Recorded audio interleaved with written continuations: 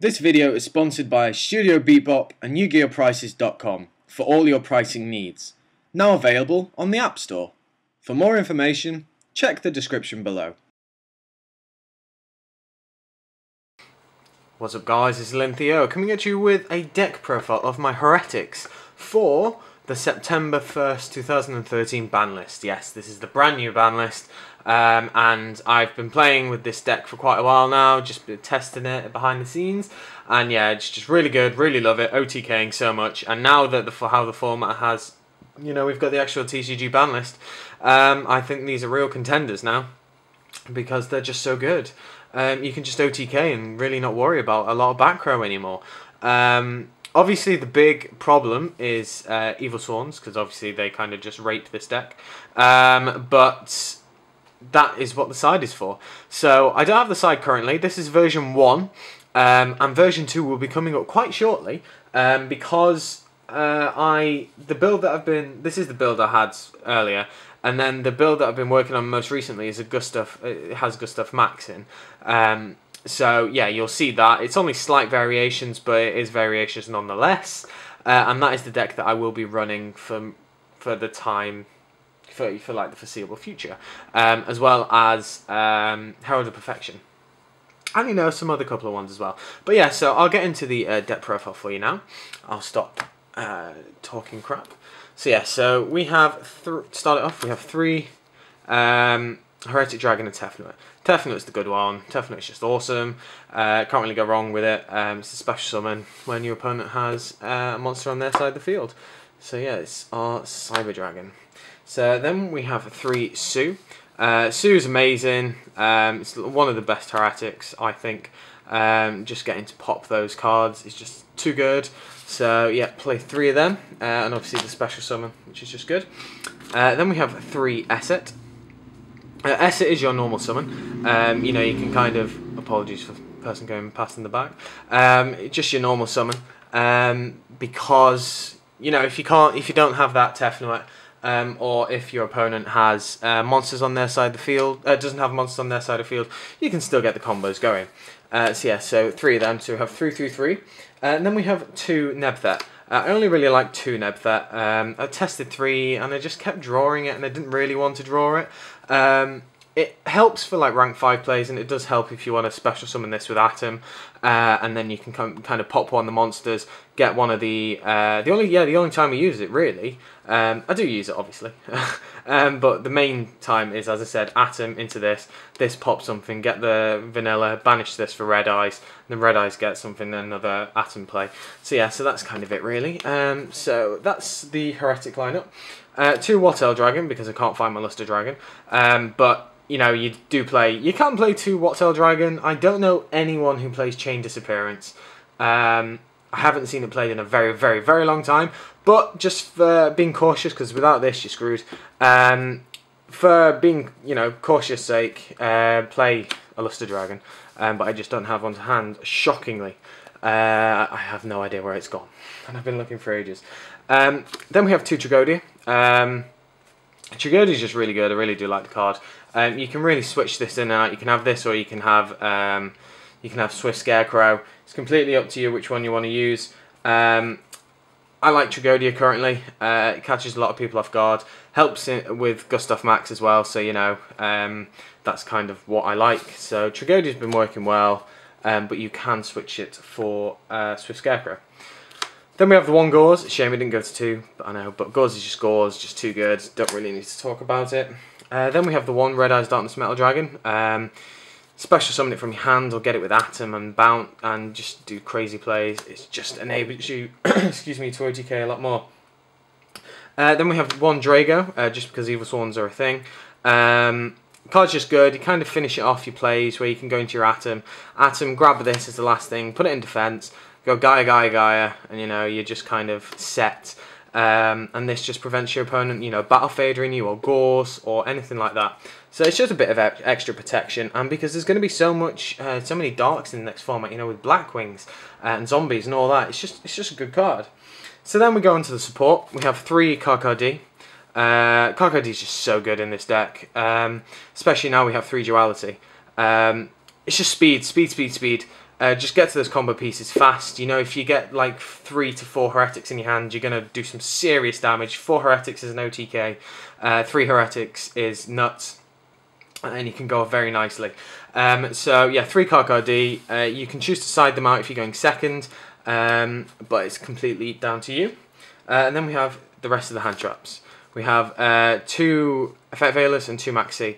Yeah, don't really need to say much about them. They just do really well. I think the Veilers are going to be more important than the Maxis next format, possibly in the beginning. The Maxi helps obviously against, if you go against Heretics, completely stop them in their tracks, or you scare them into drawing your hand traps. 5 Fists is good against, or so on and so forth. So yeah, you can kind of make your own judgment on them, but that's what I'm running so far. I'm just running the 2s. Working well, if I'm completely honest. Right, then going on to the traps. One of the new upgrades is 3 Heretic Seal of Convocation. This is one of the cards that has come back to us, Heretic players, in what's just the ban list just gone. This has gone back up to 3, how it should be. It should never have gone to 2. And yeah, really happy about that. Gives the deck a little bit more searching, a little bit more speed as well. If you don't open up terribly good, this card's here to help you. And don't forget, this isn't a once per turn card. This is an amazing card, and one of the best searchers, and just, yeah, it's just so good. Then this is the card that why I picked the deck back up. 3 Stoic Challenge. This card is busted. Don't care what anyone says. Everyone's like, oh no, you know, it's good, but you know, no, shut up, this card's good. This card's too good.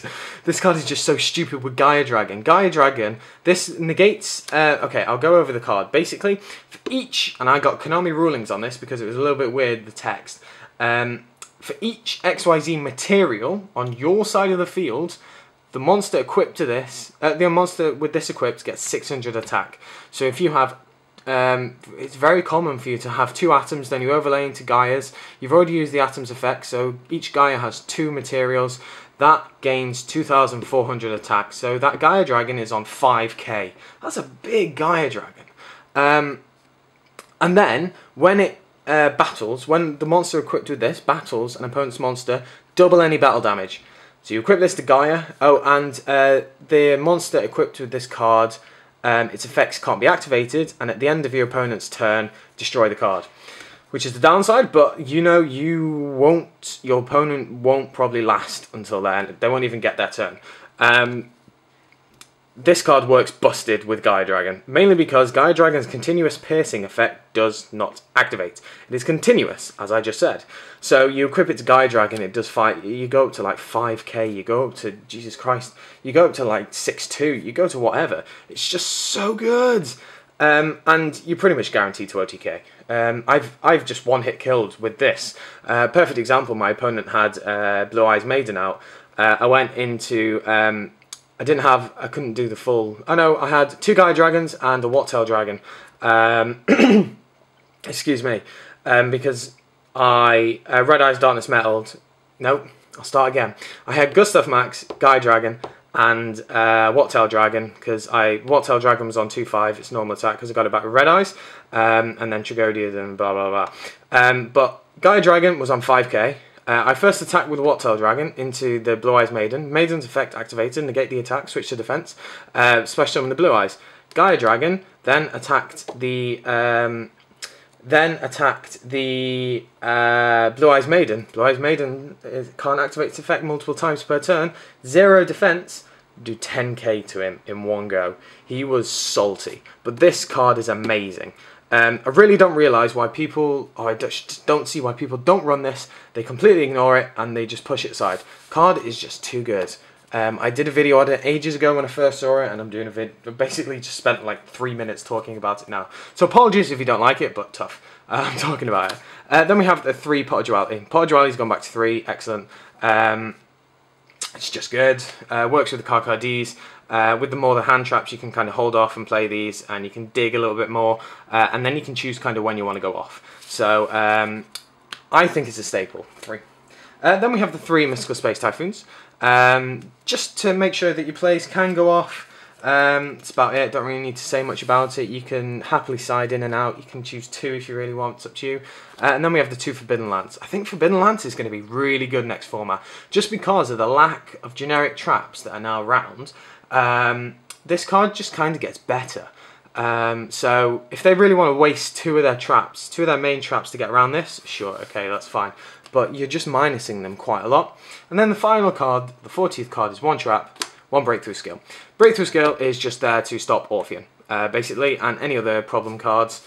But yeah, that's what breakthrough skill's there for, and it works well as 1.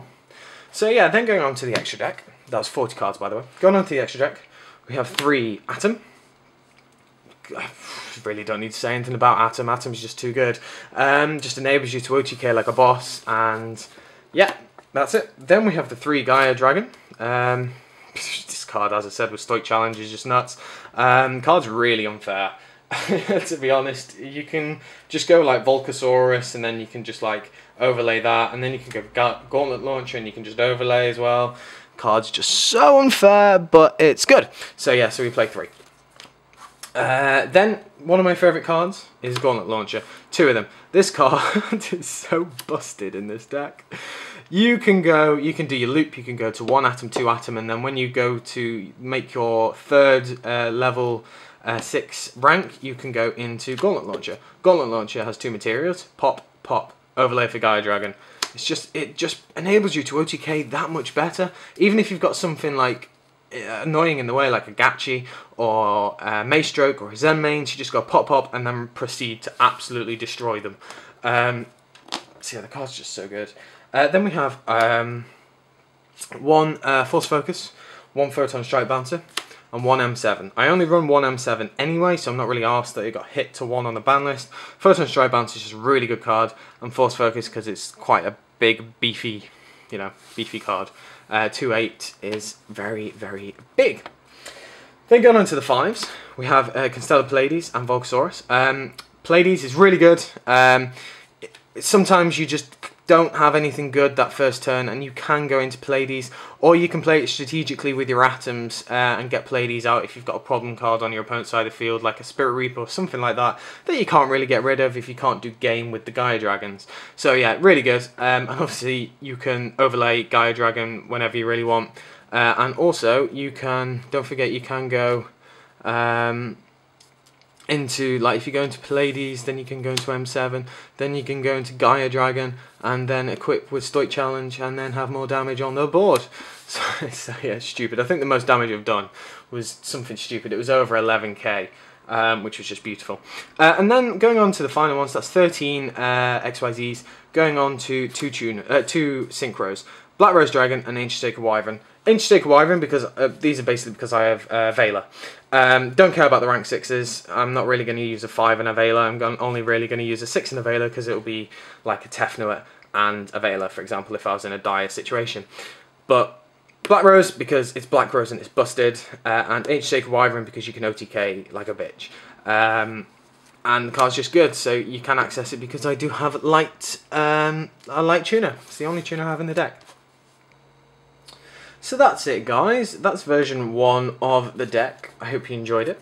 Yeah, really love Heretics, as you know. I checked when the last video I posted on my Heretic. My last Heretic video I posted was back in October last year. I think it was the 10th of October. So that was pretty crazy, pretty far back. Nearly, like, what's that, 11 months, something like that. So yeah, so make sure you check out the second version of the deck. I will do a combo version. I will do some combos with this deck. It will be for the new version. New version will be out in a couple of weeks' time. But nevertheless, I'll do kind of like the standard combos that we have, and what you need to OTK, what you need to put on the board, and how much you can maximize with Stoic Challenge as well. So yeah, cheers guys, thank you very much for watching. Like, subscribe and comment. Tell me what you think of the deck, tell me what you think of Heretics, and yeah, cheers guys, Lintheo signing out.